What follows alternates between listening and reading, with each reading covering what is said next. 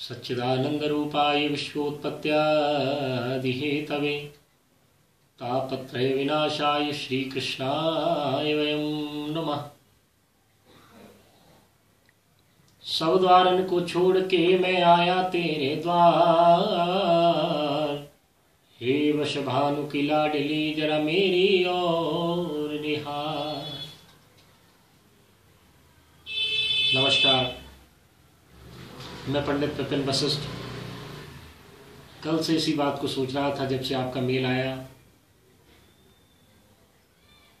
कि पंडित जी मुझे कुछ लेक्चर भेजिए, लेकिन मैं यही सोच रहा था कि क्या भेजें, क्योंकि हरि अनंत हरि कथा अनंता कहीं सुनहि बहुविधि सब संता। भगवान की कथाएं अनेक हैं, उस पर जितना कहा जाए उतना थोड़ा है। हमारे अंदर वो सामर्थ्य नहीं कि हम ठाकुर की कथाओं का वर्णन कर सकें, उनका गुणानुवाद कर सकें। हाँ, ठाकुर ने जितना सामर्थ्य दिया है, एकम सद्विप्रा बहुधा वदन्ति, हर व्यक्ति को जितना सत्य ठाकुर ने दिया है उतना ही हर आदमी एक्सप्लेन कर रहा है पब्लिकली। मुझे एक दृष्टांत याद आता है कि महाभारत के युद्ध में जब भगवान कृष्ण अर्जुन के सारथी बने तो अर्जुन ने भगवान कृष्ण से कहा कि प्रभु मेरे रथ को दोनों सेनाओं के बीच में ले चलिए। तो भगवान ने कहा कि ठीक है अर्जुन, मैं इस रथ को दोनों सेनाओं के बीच में खड़ा करता हूं। तो अर्जुन कहने लगा कि प्रभु मैं दोनों सेनाओं के बीच में जाकर के देखना चाहता हूं कि आज कौन कौन है जो मेरे साथ लड़ने के लिए आया है। यही बात का विचार करके अर्जुन ने भगवान से कहा कि मेरा रथ जो है दोनों सेनाओं के बीच में खड़ा कीजिए। जब अर्जुन ने देखा कि मेरे सामने भीष्म पितामह, गुरु कृपाचार्य, गुरु द्रोणाचार्य, अश्वत्थामा, दुर्योधन, दुशासन, सब मेरे रिश्तेदार, सब मेरे भाई, मेरे संबंधी आज मुझसे युद्ध के लिए खड़े हैं, मुझसे युद्ध करने के लिए खड़े हैं। तो अर्जुन मन में सोचता है कि मैं युद्ध नहीं करूं। अर्जुन ने अपना गांडीव रख दिया और भगवान से कहता है मैं युद्ध नहीं करूंगा। भगवान कहते हैं अर्जुन ये युद्ध तुमको करना पड़ेगा।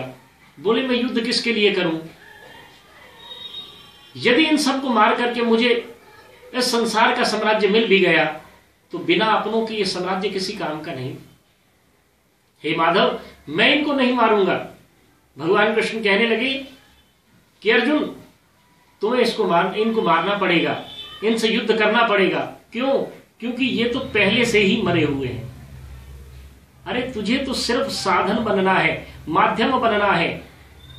तो अर्जुन कहता है कि यदि मैं माध्यम बनता हूं तो प्रभु हे माधव मुझे नरक भोगना पड़ेगा, अपने मित्रों अपने संबंधियों को मारने का मुझे उस पाप के फल को भोगना पड़ेगा, मुझे नरक भोगना पड़ेगा। तो भगवान कृष्ण कहते हैं कि अर्जुन ऐसा नहीं है, तू स्वर्ग नरक की चिंता मत कर। बोले क्यों? बोले सर्व धर्मान प्रत्यज्य मामेकम शरणं व्रज अहम त्वाम सर्व पापेभ्यो मोक्षयिष्यामि मा शुच, कि सब कुछ छोड़ करके तू मेरी शरण में आ जा।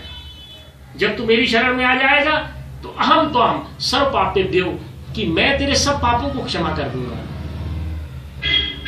इसी तरह से भगवान हर इंसान से ये कहते हैं कि सब कुछ छोड़ करके, सब इच्छाओं, आकांक्षाओं, अपेक्षाओं का त्याग करके ठाकुर की शरण में चलना चाहिए। भगवान शंकराचार्य अपने एक सूत्र में लिखते हैं कि अंगम गलितम पलितम मुंडम दसर्वहीनम जातम तुंडम वृद्धो याति गृहीत्वा दंडम तदपीनम मुंचति आशा पिंडम, कि इंसान की आशा अपेक्षा कभी खत्म नहीं हो सकती जब तक श्वास में श्वास चलती है। और जब तक ये आशा, आकांक्षाएं और अपेक्षाएं संसार से बनी रहेंगी तब तक ठाकुर की प्राप्ति हो नहीं सकती। क्योंकि अंगम गलितम पलितम मुंडम, ये अंग काम नहीं करेंगे।